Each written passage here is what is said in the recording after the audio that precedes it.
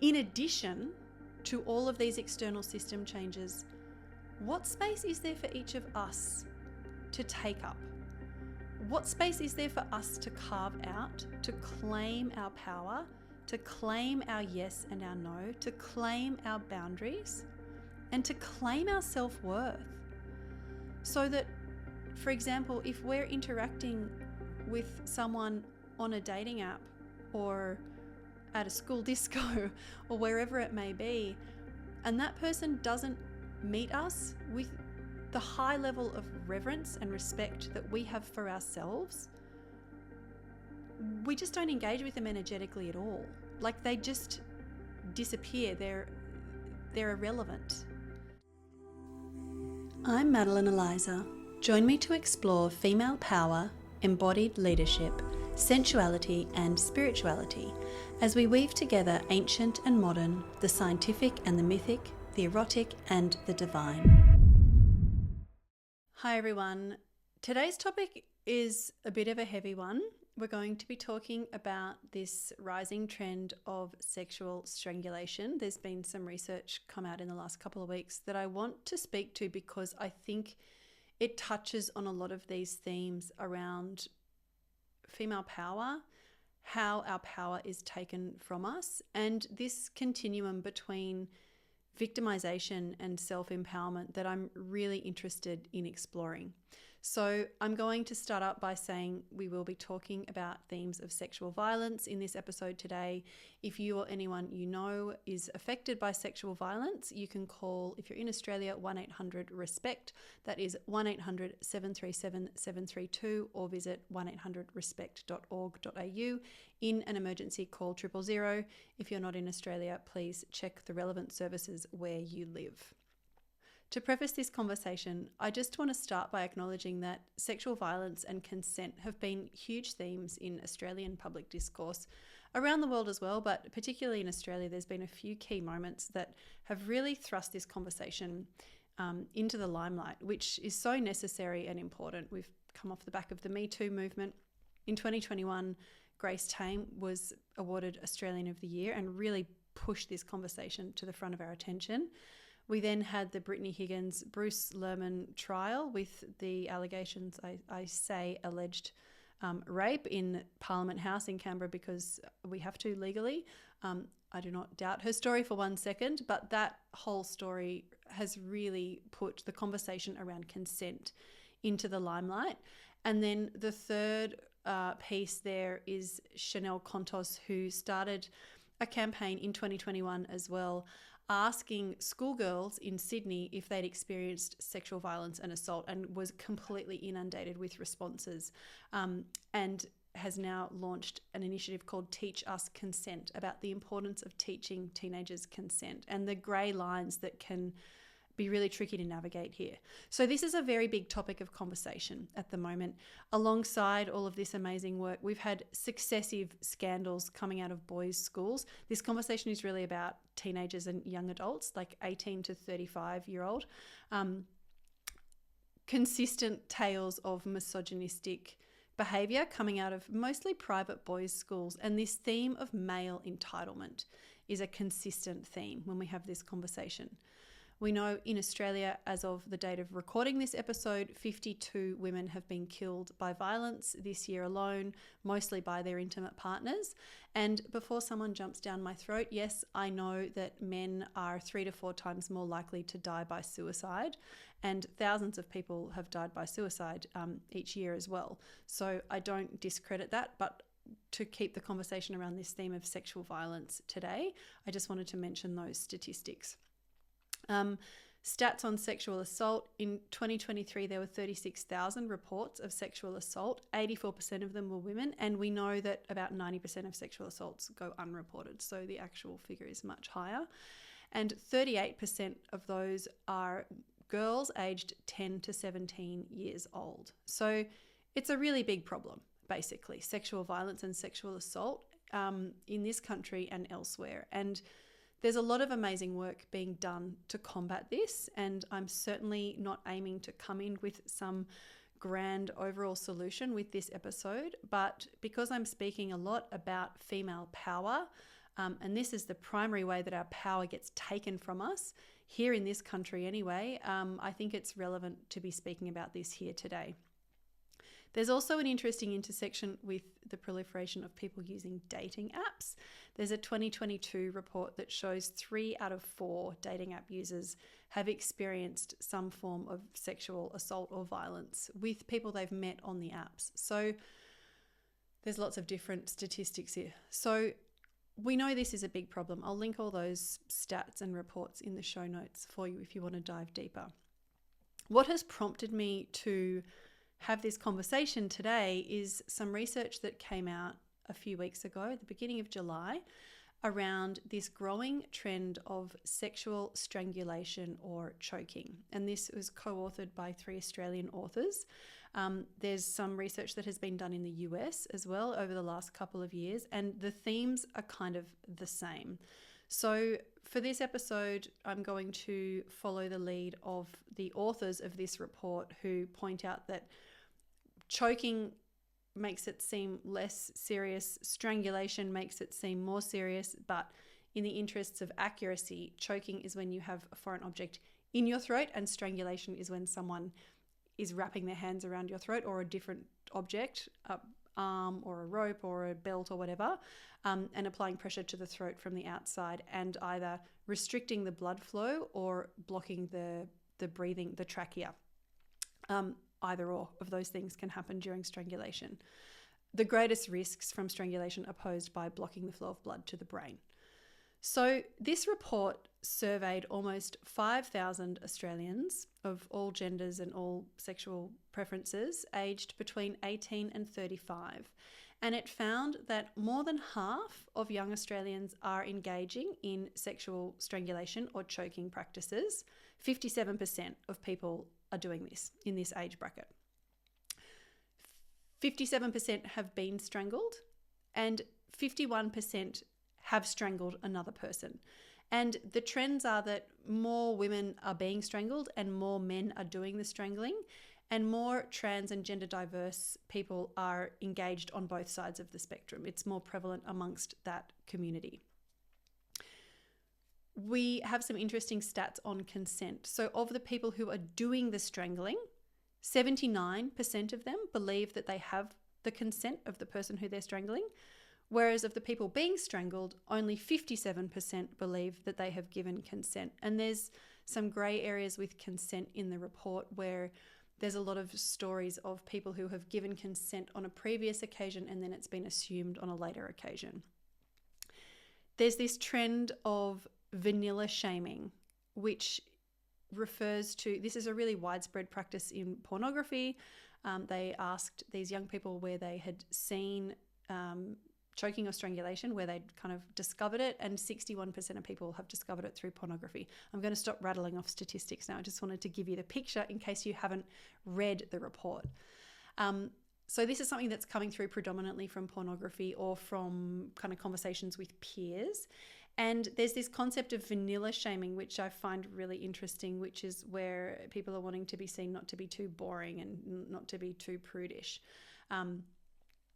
Almost the inverse is happening in the response to this, like kink shaming from the adults, which I'll get into in a moment when I talk about the response. I just wanted to spend some time unpacking the research first, and then I'm going to speak about the response that we've seen over the last few weeks. And then I'm going to give you my hot take on this and the pieces of the conversation that I think are missing, that are really important. We know that strangulation is the second most common method that men use to kill their female partners. So there's a lot of loading into this term, strangulation, as it relates to sexual violence. But the CEO of Respect Victoria, which is an organisation that advocates against sexual violence, Serena McDuff, said there's no research that shows that if you're doing strangulation in the bedroom, that you're more likely to experience it in a domestic violence setting. They're two quite different contexts from what the research shows. There haven't been any young people coming forward with evidence of brain damage so far, because this is the big concern with strangulation. It can cause death, obviously, if you do it for long enough, but less obviously, it can cause brain damage, especially if you are repeatedly strangled over a period of time and repeatedly cutting off that blood flow to the brain. It can cause brain damage over time. This is why people are so concerned about the proliferation of this practice. There has been one very small study, like I think it's too small to really put too much weight on, but a study where MRI brain scans have been done of girls who, like one group who have engaged in strangling and one group who haven't. And that study shows that there are some changes in the brain morphology of the people who have been strangled, like there's structural changes in the brain, which don't necessarily indicate long-term brain damage, but it's hard. It's sort of too early to tell. This trend has suddenly exploded, and if brain damage is happening slowly over time, we won't know for some time. So that's kind of the research that has come out. The other piece that I think is really interesting from the US research, which was led by Dr. Debbie Herbenick, shows that girls and women who have been choked, who have engaged in this practice, are much more likely to experience anxiety and depression. And again, this is a bit tenuous in terms of cause and effect. Like, was the anxiety and depression present before? Arguably. Or is it a result of the strangulation? But it's just another piece of the puzzle. The response to this research here in Australia has been very alarmed, I would say. A lot of focus on the risks and the severity of the risks. A lot of finger pointing at pornography, which is warranted. I think a lot of pornography upholds fairly violent and often misogynistic perspectives on what sexual intimacy looks like. And there has been a campaign launched in response to this called Breathless, which is basically operating under the tagline, "There's no safe way to strangle and you just shouldn't do it at all," and trying to educate young people that this is not a part of healthy intimacy and you need to abstain from these behaviours. My take on this is that clearly there are huge risks associated with this. In the world of BDSM, this would fall under the bracket of breath play, and it's dangerous. Like, it is dangerous, and I'm not for a second going to discredit that. I think the response that we're seeing in the Australian media doesn't really account for much nuance, and in fact there's not a lot of nuance in the research. Like, there's a big continuum between putting one hand around someone's neck and applying kind of light to medium pressure during sex and choking them, strangling them with both hands and completely blocking airflow and blood flow to the brain for several seconds. It can start to cause limb paralysis. Even if you have safe words, people aren't able to speak if they get into that state. Like, there's a huge continuum of experiences here. And some of the response, the languaging in the response has been very damning and just almost kink shaming, as I was saying before. Like, this is not a part of healthy intimacy. One excerpt from a book that I read on the Breathless campaign website, you can find it there. There's a whole book chapter on choking, and it says, hopefully now you know this. If someone suggests this practice, it might make you feel a little bit sick or something like that.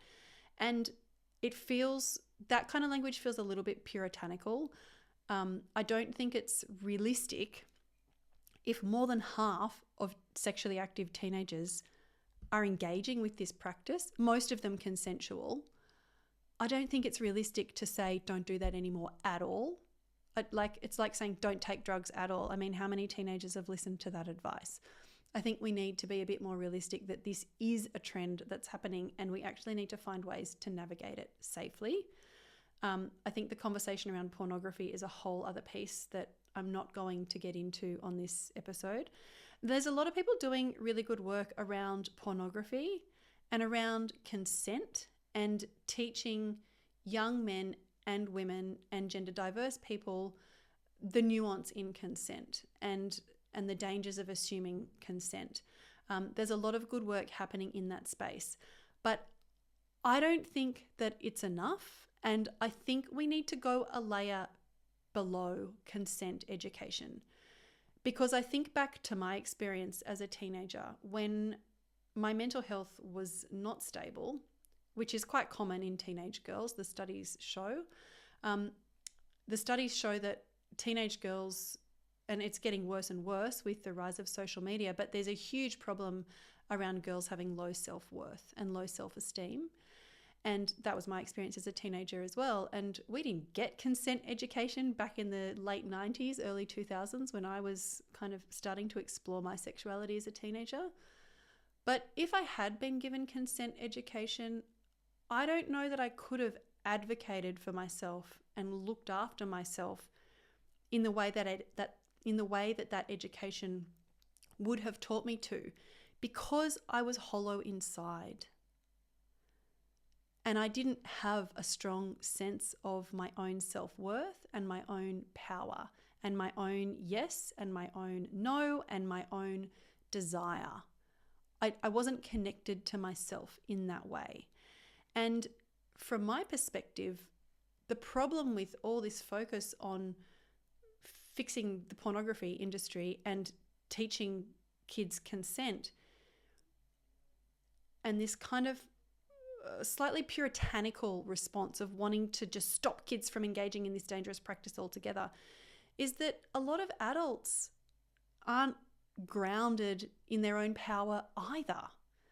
There was a study done by Dove, the cosmetics brand, back in 2017. So it's a few years ago, but I think it's still highly relevant. And this was a study of tens of thousands of women all around the world. And it found that only 4% of women believe that they are beautiful. It's just like knocked my socks off to know that, but it also makes sense. And I've certainly been there. I've spent a lot of years really fixated on all the things that were wrong with me. And it's such a waste of energy. It can take a really long time and be a really deep and sometimes challenging journey to get to that place where we feel totally grounded in our own bodies and our own radiance. And the statistics show that most women are not in that place. Most women are not operating from that place. Most women are operating from a place of somewhat low self-worth. And if we're in that place, how can we teach our kids to hold themselves in reverence? If we're not holding ourselves in reverence and we're still constricted by shame and fear of the masculine, because I think part of this kink shaming and this puritanical just saying pornography is completely bad if it depicts women in submissive positions, like that's bad, women should be empowered. Well, actually, it can be really fun to play with dominance and submission if you're empowered within yourself, especially if you're putting yourself in a position of submission. If you're not grounded and empowered in yourself, that feels scary and risky and unsafe. But when you've got your own back, there's so much more space to play. And I think the problem with the conversations we're having with and about our children and our young people, the problem is that we're trying to lead them often from a place of not being fully empowered within ourselves. And I'm interested in personal responsibility and in claiming the power that's there for us to claim. And I need to make very, very clear in this conversation that I'm not for 1 second suggesting that if a woman experiences, or anyone experiences, sexual violence or sexual assault or has their consent overridden in whatever circumstance, I'm not for 1 minute suggesting that that is their fault and wanting to victim blame. I think that's been such a problematic trend for so long, and I certainly don't want to jump on that bandwagon at all. There's a lot of amazing work being done to correct these systemic issues, to look at different policies around supporting women and keeping women safe and making it possible for women to escape domestic violence situations. There's a lot of work being done around consent. There's a lot of work being done dealing with pornography and how we can make that safer, and with smartphones and social media. Like, there's a lot of people doing a lot of really amazing work. I'm one woman, and I'm not sailing in on this episode with a holistic system change proposal of all the things that I think that we need to do. The space that I'm interested in carving out and in guiding leadership in is not so much looking at what changes do we need to make to our external system. It's looking at, in addition to all of these external system changes, what space is there for each of us to take up? What space is there for us to carve out, to claim our power, to claim our yes and our no, to claim our boundaries, and to claim our self-worth?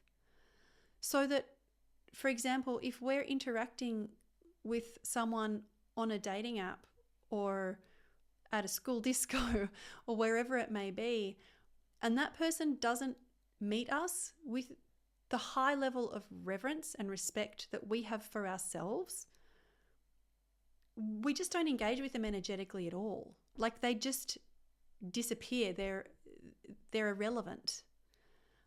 I don't think we talk about this piece of the puzzle enough, and it can feel triggering because it's turning the attention inwards instead of looking at these bigger systemic problems. But this is the space that I'm really interested to work in, and I think it's relevant to this conversation around kids and how they're navigating semi or extremely violent sexual trends.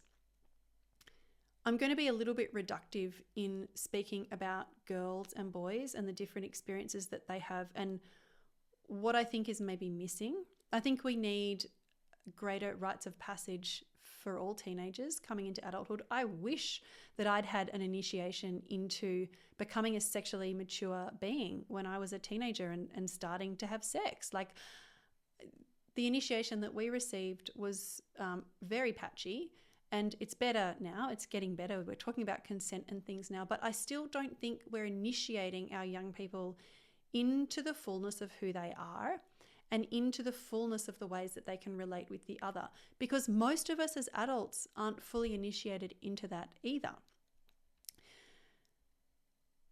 As I said, I'm going to be a little bit reductive in the interests of clarity here, because there are trends that are clear in the research around low self-worth in girls and women and high sense of entitlement in boys and men. These are the problematic trends that contribute to sexual violence.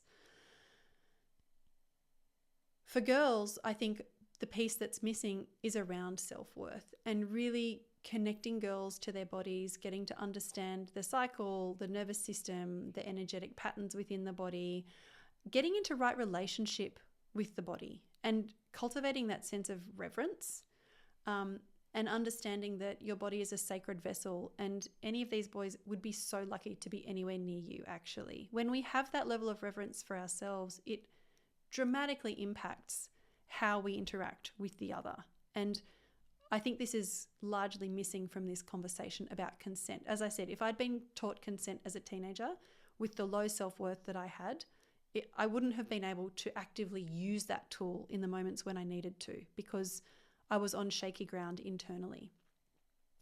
For boys, I think there's work to do dismantling this sense of entitlement, which is still prevalent, even though so much amazing work has been done around gender equality.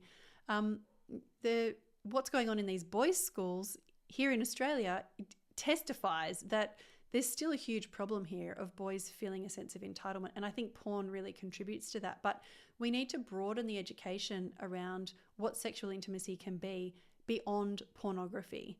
And again, to get boys into right relationship with their bodies and with the feminine, and to cultivate this sense of reverence. There's one concept that I want to bring in here because I think it's really pertinent as like a lens or a framework to understand this. And again, I'm being reductive, but the studies show that there are pretty clear trends going on here. Schema therapy is a psychological toolkit that was introduced by Jeff Young in the 1990s, and it looks at a number of different psychological schemas that people can have. And often they're kind of complementary, like your classic trauma bond.